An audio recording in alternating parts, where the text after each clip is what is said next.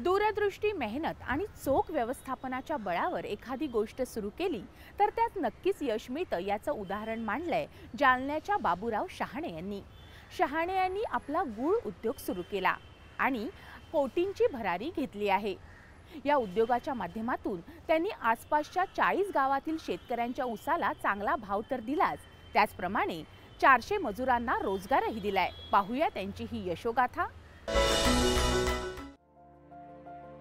शेतकरी मोठ्या अपेक्षेने ऊस लावतात, पण हंगाम सुरू झाला की कारखाने ऊस तोडीसाठी उशीर लावतात।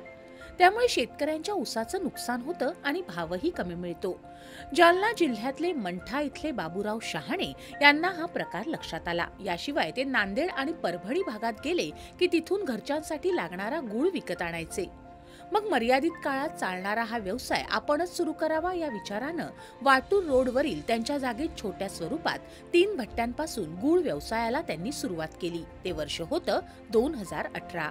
गूळ तयार करताना त्यांनी गूळ सेंद्रिय पद्धतीने बनवण्याचं ठरवलं। गूळ तयार करताना त्यात भेंडीचा रस टाकून मळी वेगळी केली जाते, त्यामुळे कुठलंच रसायन न वापरता तयार झालेल्या या गुळाला गुजरात राज्यात मोठी मागणी आहे। आजूबाजूच्या गावातील शेतकऱ्यांकडून ऊस विकत घेऊन त्यांना 15 दिवसातच पेमेंट दिल्यानं परिसरातील ऊस उत्पादक शेतकऱ्यांनीच त्यांना गुळाचा व्यवसाय वाढवायला प्रोत्साहन दिलंय। आणि कोरोनाचं संकट दूर होताच बाबूराव शहाणे यांनी गूळ उद्योगाच्या कक्षा रुंदावल्या आहेत। आपल्या जागेतच शहाणे यांनी 10 भट्ट्यांचा म्हणजे 30 कढई असलेलं संयंत्र सुरू केलंय। संयंत्र सुरू केल्यावर हंगामी मनुष्यबळाची गरज होती। बिहार, उत्तर प्रदेशमध्ये काम करणाऱ्या 150 ते 250 कामगारांना बोलावून घेत त्यांना या उद्योगात त्यांनी रोजगार दिला। शिवाय स्थानिक 100 ते 150 कामगारांना ऊस तोडणीसाठी रोजगार दिला आहे। सगळ्यात महत्त्वाचं म्हणजे ऊसाचा उरणारा भुसाच या भट्ट्यांचं इंधन म्हणून वापरून लाकूड न वापरता भुसाची विल्हेवाट लावली जाते, त्यामुळे त्यांचा इंधनावरील भरमसाठ खर्च वाचला आहे। माझ्या जागेमध्ये 3 भट्टीचा एक गुळाचा प्लॅन चालू केला। तो नॅचरल गूळ, भेंडी ते पाण्यानं गूळ शुद्ध करायचा, म्हणजे मळी छाटायची आणि एरंडी तेल लागत त्याला। ते कशाला कढईला अशी उंच चालली वर, तर 2-4 थेंब मारले की ती कढई जमते।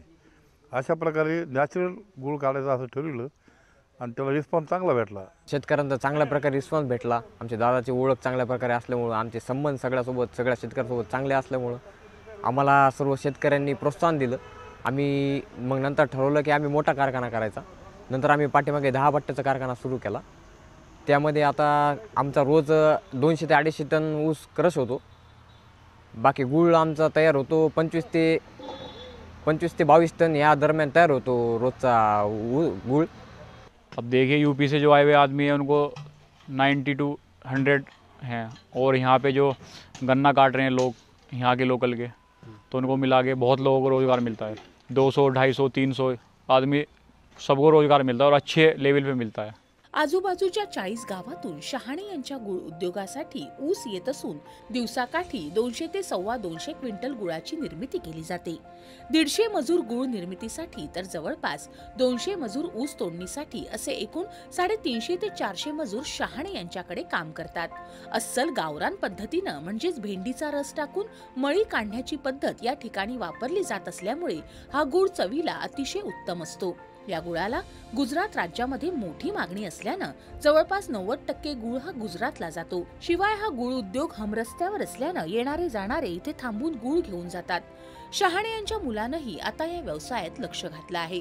आता या उद्योगात गुळासह दर्जेदार सेंद्रिय गुळाची पावडर आणि काकवी तयार केली जाते। 2018 मध्ये सेंद्रिय पद्धतीचा गूळ तयार करण्यास सुरुवात केली तेव्हा हे संयंत्र अतिशय छोटं होतं, पण परिसरातील शेतकऱ्यांनी खूप चांगला प्रतिसाद दिल्यानं हे मोठं संयंत्र सुरू केल्याचं शहाणे सांगतात। भविष्यातील गरज ओळखून स्थानिक ऊस उत्पादक शेतकरी, परराज्यातील मजूर आणि स्थानिक मजुरांना रोजगार देत आज शहाणे यांचा गूळ उद्योग वर्षाकाठी कोट्यवधी रुपयांची उलाढाल करत आहे। दूरदृष्टी, व्यवसायाची अचूक जाण, मनुष्यबळाचं नियोजन साधत शहाणे यांनी अनेकांच्या पोटा पाण्याचा प्रश्नही सोडवला।